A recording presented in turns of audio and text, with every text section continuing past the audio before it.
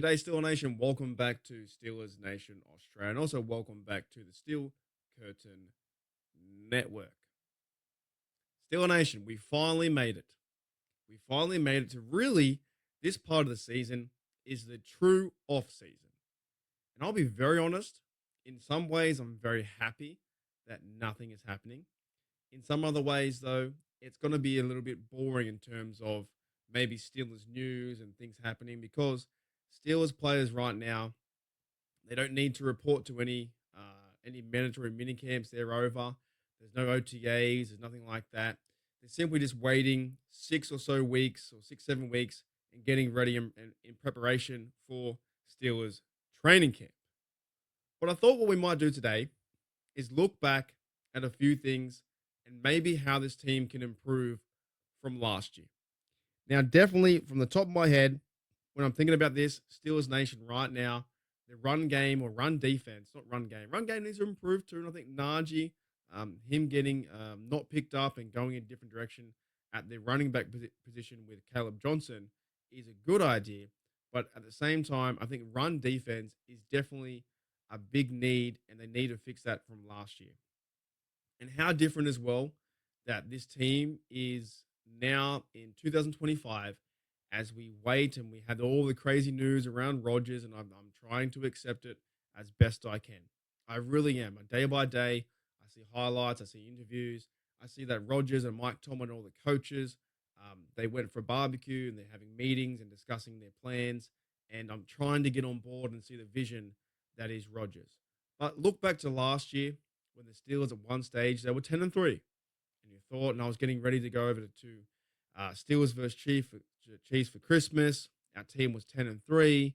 They ended up losing to the Eagles. I think it was like 10-4 or something similar. Then they lost to the Ravens, and Russell Wilson was running to the end zone, and he got hit so hard and fumbled the ball all over the shop, and the ball was rolling everywhere. I was in a bar in on the north side in Pittsburgh with my mates and some good mates who I know from my channel, Steel Nation Oz. Bubba and Shane were hanging out, having a good time. We all jumped up. Everybody jumped up, celebrated that Russell Wilson was going to score, make it all even 7-7. And next minute he fumbled, and then we lose that game. Then a week after, I think it was the Steelers versus Chiefs. It was Christmas Day, and we lose that game. I was also dealing with a bit of a cold. I think I had a bit of a chest cough, a bit of like something infection. And there were also reports that going around Pittsburgh that Cameron Haywood and Patrick Queen and other guys on the team also had infection, or they had there was some flu going around during Christmas. It wasn't great. So the absolute fall from our Steelers, 10-3. I thought Mike Tomlin had one of the best chances in his NFL career to finally win Coach of the Year, being 10-3. The next minute they lose 5 games in a row or 4 games in a row, whatever it was, and we absolutely, you know what.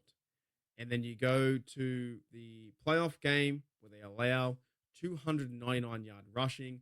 It felt like they changed their game plan where they were taking away. I think TJ Watt was crashing the runner and not the quarterback.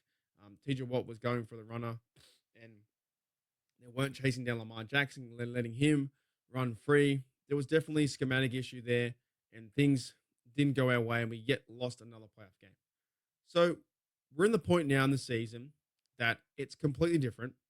They've built now on the defensive line, Derek Harmon, Y.A. Black. They've got other guys there from other free agents to try and build that up. And we're going to sit around for the next 6 weeks thinking, okay, how can we get better? And are these moves good moves for our Steelers? Now, we won't know until the end of the season. We won't know unless, Aaron Rodgers, or if that was a good thing, a good choice for our team. But it's also going to be, pretty exciting. But you look back to it, they had to change something. There was a point that in those Ravens games, when they're allowing almost 300 yards, they needed to get bigger, stronger, more depth at that position. And a lot of people were saying, you need to go and get Sanders, draft Sanders. Oh, ESPN was saying, draft Sanders. He's the guy, QB1, draft Sanders. Mike Tomlin and crew, Omar Khan, didn't go that direction. They waited. They got their man at the D line position being Derek Harmon. They went that route, and then we're in this QB purgatory for so long, thinking, will he, won't he? Is Aaron Rodgers going to sign at the Pat McAfee show? Is he going to come out on network TV? Is he going to come out from under a rock or something like that after his darkness retreat and sign for the Steelers? Now that put everyone through, including myself as fans. We just wanted to know. All we wanted to do was just find out and know and think, all right, we've got a QB. This is our guy. We finally now have the guy, and now we have like 6 weeks to ponder what's going to happen in training camp, right? Who's going to excel? What will the training camp battles be like? And yeah, how to me, how can the Steelers overall fix that weak spot last year in the playoff game, which was the Ravens, which was really really bad, super bad. And I'm not talking about the movie Super Bad, which is a great film. I'm not talking about that at all. I'm talking about the way they acted and the way they didn't play the game and show up. There was almost probably no point playing the playoff game the way they played in that sense, where it looked like they weren't trying or they weren't ready because they allowed so many yards average in over 299. That's where I first start. Going into the off season, not much drama, not much happening. It's where do these guys start to get ready, and what's the overall outlook from last year? A lot of moving pieces.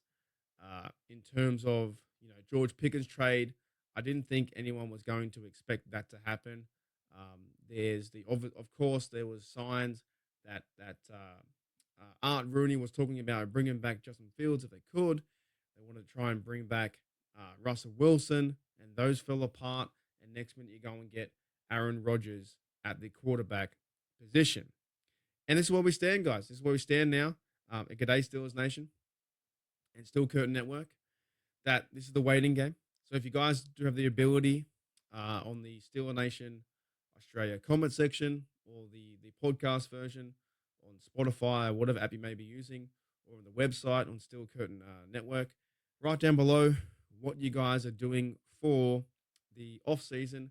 Are you guys going out camping, fishing? Are you going out having barbecues? It's your summer. I'm recording this on the a few days in front because I've got a little bit of time to do so.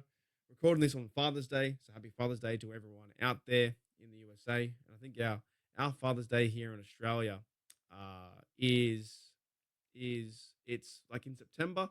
I think it's a little bit different. So that's the off season.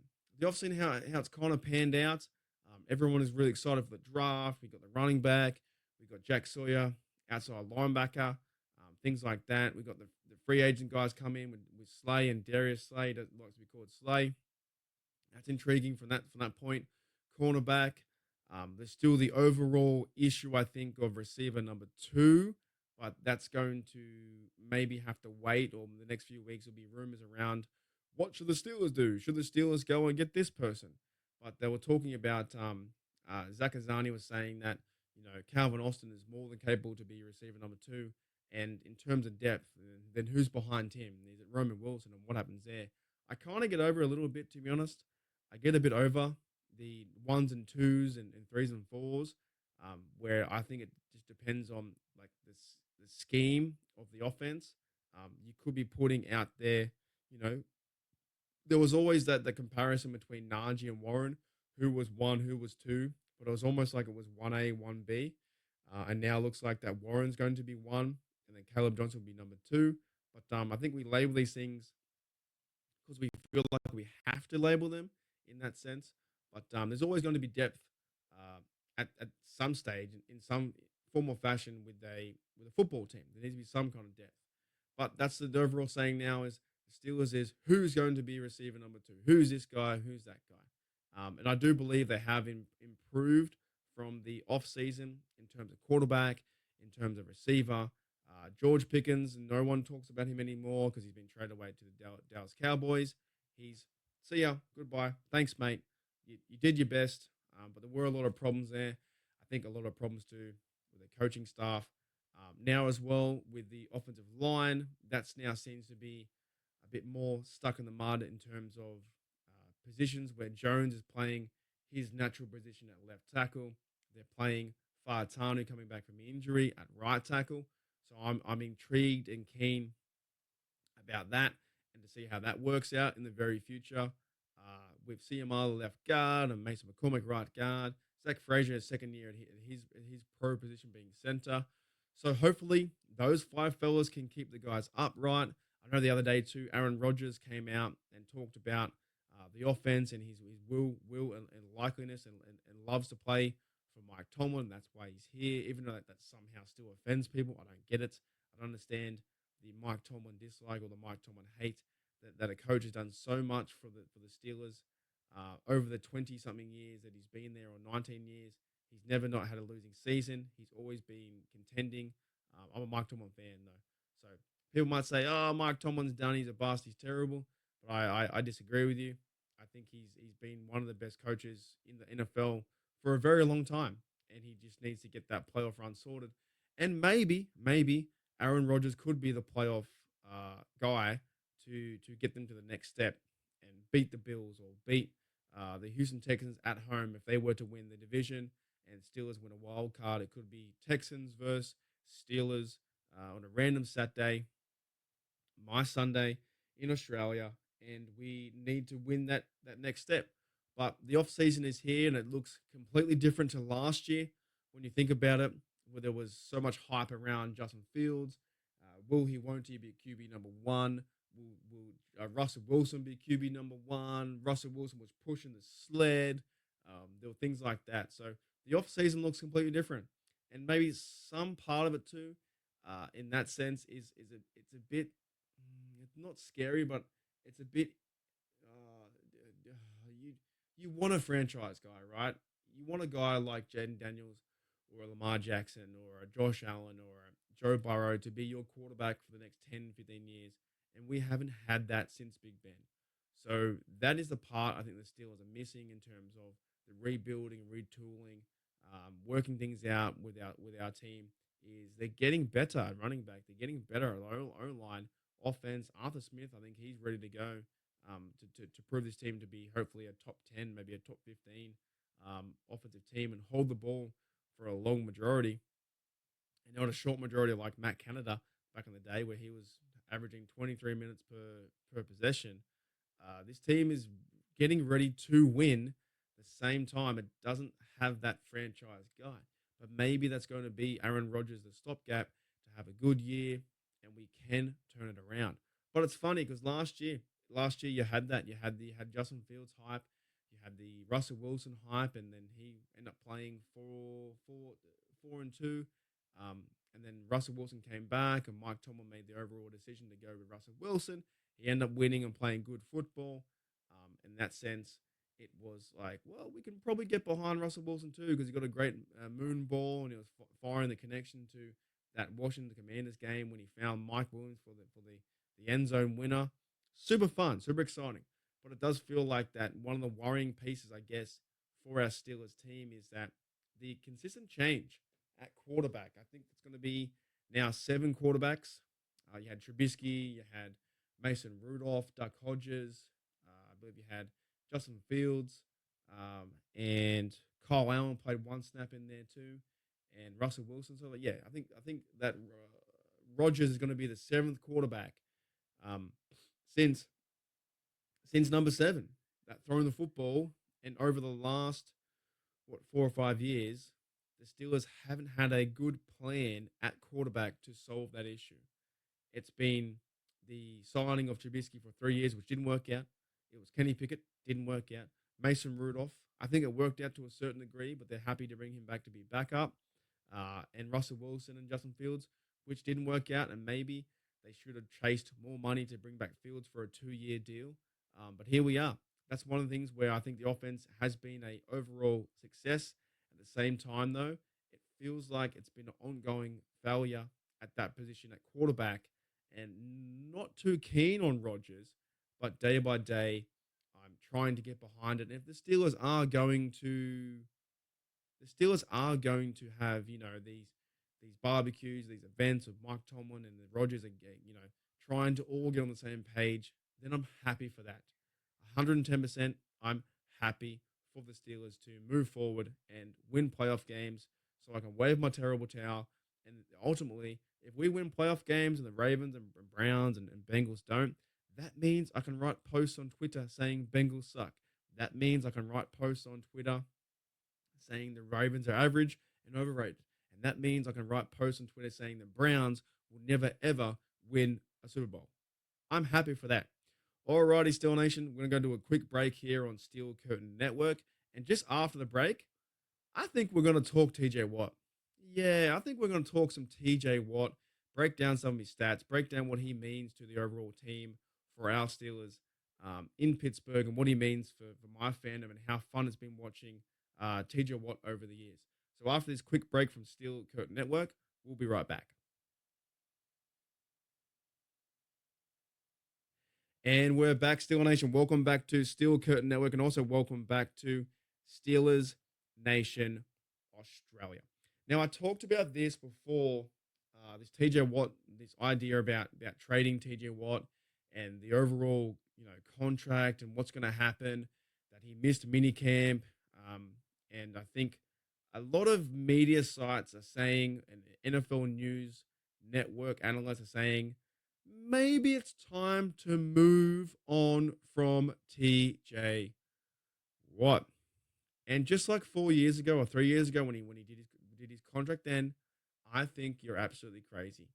You do not trade away your best player on your team, which is the outside linebacker, future Hall of Famer, TJ Watt, who's an absolute punisher on the outside, who can pick off the ball too with interceptions. He can put his hands up to play pass deflections. He can hassle the quarterback, chase down the running back. He shows such great leadership and qualities and physicality where he is your best player on the team. Second best could be Cameron Hayward. Third or fourth or fifth best could be up there somewhere. DK Metcalf or an Aaron Rodgers. Some of those the guys like that are going to be very key for this team. But right now, TJ Watt is the best player on the team. And I read these articles and I read these different Twitter things and posts, and I see videos out there, and I think that people are absolutely crazy. Now I understand there's a lot going on in the world, and football is not the only thing, and there's a lot of things happening. But right now, talking about the Steelers, man, it is absolutely crazy to trade away TJ Watt. I'm hoping that TJ Watt and the Steelers come to an agreement and a contract, maybe a 4 or 5 year contract. Maybe they pay him a little bit more money over Myles Garrett money, and he's probably the highest paid defensive player in the league or outside linebacker. We'll see how that pans out. I don't think overall the Steelers are going to let one of your best players go. And in terms of that being your guy, Watt, you trade him away and then get a future draft pick, and there's no guarantee to turn those draft picks back into, a great player. You've already got a great player. Why would you want to trade away one of your best players and then turn that back into something? Maybe it could be less than average, it could be even, or it could be better. But I'd say go with what you got, and that is Watt. And I think they're going to sign him to a 4 year, big money contract. Everyone's going to be happy. He's going to have a crazy year this year. Try and chase down the season overall sack record again. I think they'll be using him around 70%. They'll probably use some other outside linebackers, including Jack Sawyer, rookie. He'll have a few snaps here and there. Herbigers will too. Will also, but I think TJ Watt's going to be the guy. Now let's go to his stats, right? If you haven't looked at his stats in a long time, I'm going to go through them. TJ Watt has played 121 games for the Steelers. He's had 462 tackles total. He's had 108 sacks, forced fumbles, 33. So all for his career, he's going to be a one-hat player. Forced fumble recoveries, 12. He's been around during the regular season. Interception 7, and his highest was 2 in 2022 and also 2 in 2019. He loves to step back and assess the situation, maybe when he's meant to run and he changes it up. And when Joe Burrow's throwing the football, he steps back and picks him off. So as an outside linebacker, He's got 7 interceptions, which is unreal, right? No TDs in that sense, but he did have that TD fumble recovery in the Chiefs game a few years ago in the playoffs. And then also he has here pass deflections 50. He's put his hands up 50 times and made connection with the football, which means a quarterback can't get past the 6'4" with his hands up, almost 6'5" or whatever he is, six, human being, almost a skyscraper. And he's like, "See you later, mate." And he just punches the ball down, pass deflection, good night, 50 times. And then we have here stuff yards, according to ESPN. That's when they, stuff the running back or the receiver is in a maybe possibly in a screen, but they're behind the line of scrimmage. He's got 75 tackles at stuffing the running back in 122 yards, just as good as a sack.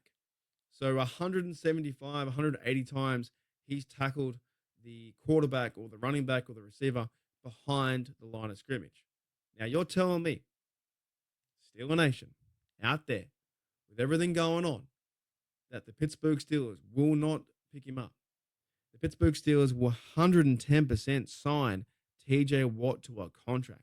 You'd be absolutely mad to move away from one of your best players on your team when having that much production in regular season. And I do understand because the opposite side is going to say, well, he doesn't score. He doesn't score in the playoffs. He hasn't won a playoff game.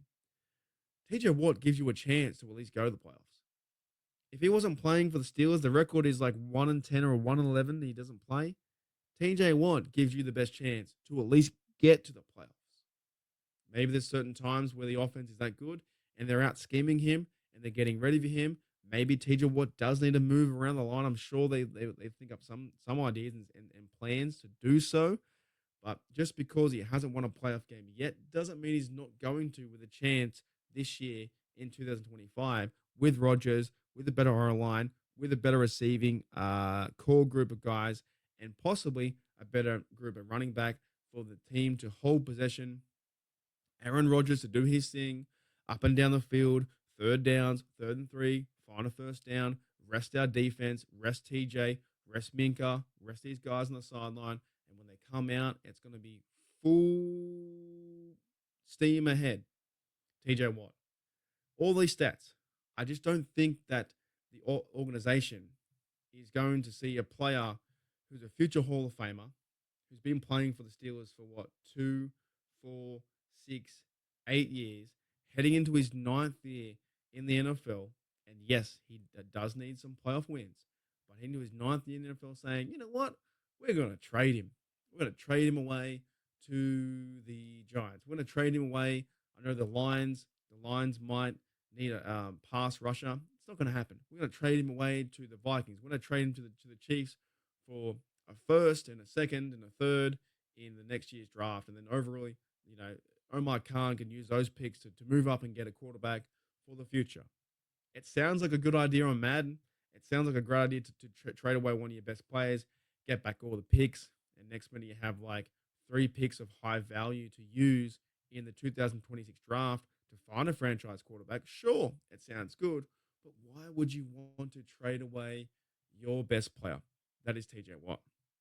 Now, for his reasoning why TJ Watt is maybe taking his time, not turning up to mini camp, hopefully getting his deal done by training camp. He just had a baby. With his partner. I think his baby's like 6 months old, 7 months old.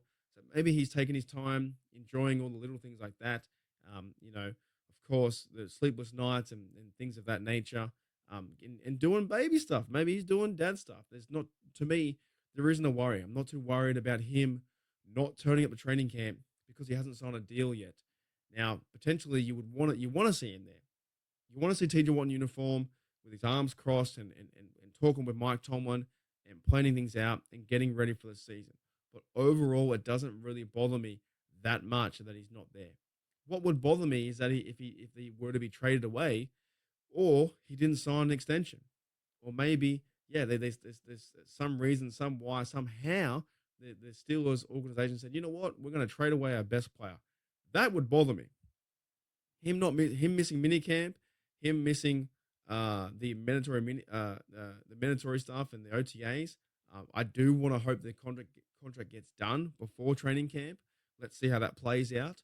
It would be, I think, beneficial for the team for him to be there in training camp when the pads go on. But right now, they've got 6 weeks to go. And Steeler Nation, are we going to see? We're going to see overall a lot of drama. Drama around this guy. I think the fan base will start to turn on him a little bit because the fan base does that when doesn't go their way, or there's a certain quarterback they don't like, certain person doesn't show up for camp, and this, certain coach hasn't won a playoff game in many years. The fan base tends to turn on that player or coach, and until they sign a contract, they want more. They want the Steelers to win a Super Bowl like we all do, but he's going to figure it out. TJ Watt, 110%, will figure this out. This contract with Omar Khan, because I guarantee you this: why would the Steelers organization want to get rid of your best player? I'll leave you with that. Steeler Nation, thank you for checking out G'day Steelers Nation on Steel Curtain Network, and also thank you for checking out Steelers Nation Australia. It's been another good episode. We are going into no man's land, where not much is happening in terms of the overall, I guess, news and transactions. Steelers signed Rodgers a few weeks ago. I'm still trying to get around that and figure that out. I think overall it will be a good thing for the team. I'm excited to see them play in the off season. I'm excited to see them play at training camp and play preseason football. And once we get back Steelers football, it's going to be awesome. But I'm not worried. I'm not worried about TJ Watt getting traded, because it would be so dumb for the organization to trade away your best player on the team. And I've ran through his stats. He's got 108 sacks. This guy turns up every single snap. He's been playing lights out football for 9 years. And yes, his health hasn't been there all the time. He's been banged up, but that's part of football. Football is tough. Football is physicality. TJ Watt is a no drama guy. You never hear anything bad about him in the news cycle. He's going to sign a contract. Steelers are going to love it. I'm going to love it. And then we're hopefully going to get TJ Watt a playoff win this year in 2025. Let's hope so. Thank you, Steeler Nation. And also thank you to Steel Curtain Network. I'll see you guys next week when we're getting a few weeks closer and closer, which is training camp and getting closer to Steelers football. But I don't want to rush it. I don't want you guys to rush your overall, summer. Don't rush your summer. Enjoy, have barbecues, have drinks, have a good time, be responsible. Overall, just have a good fun time with family and friends and do all those good things. And yeah, just take day by day at a time, week by week. Keep listening to Steelers Nation Australia and also Steel Curtain Network. It's going to be a fun time. I'm enjoying now with knowing we have the pieces and what players we have around our team. And overall, just support our team, man. Support our Pittsburgh Steelers, black and gold, through and through. I'll see you guys later on.